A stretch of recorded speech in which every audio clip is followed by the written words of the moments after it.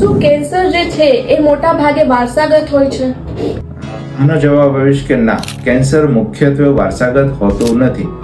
5%થી પણ ઓછા કેન્સર એવા હોય છે કે જે વારસાગત હોય છે, આનુવંશિક હોય છે. અમુક જીન છે જે પેઢી દર પેઢી ઉતરતા હોય છે. એ નેક્સ્ટ જનરેશનની અંદર કેન્સર કરી શકે, જેની અંદર અમુક પ્રકારના બ્રેસ્ટ કેન્સર, અમુક કોલોન કેન્સર, થાઇરોઇડ કેન્સર આનો સમાવેશ થતો હોય છે.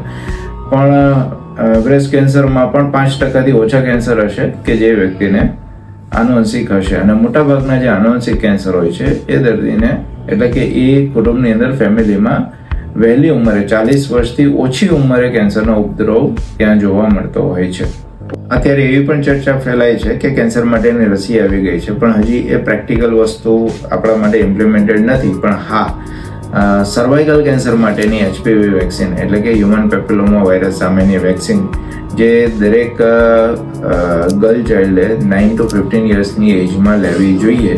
સર્વાવેક અને ગાર્ડાસિલ જે 2 વેક્સિન છે, અને એનાથી આપણને સર્વાઇકલ કેન્સર સામે રક્ષણ મળે છે, કે જેનાથી અત્યારનો ઇન્ડિયાનો મૃત્યુદર લગભગ 75,000થી 1 લાખ મહિલાઓનો દર વર્ષે છે.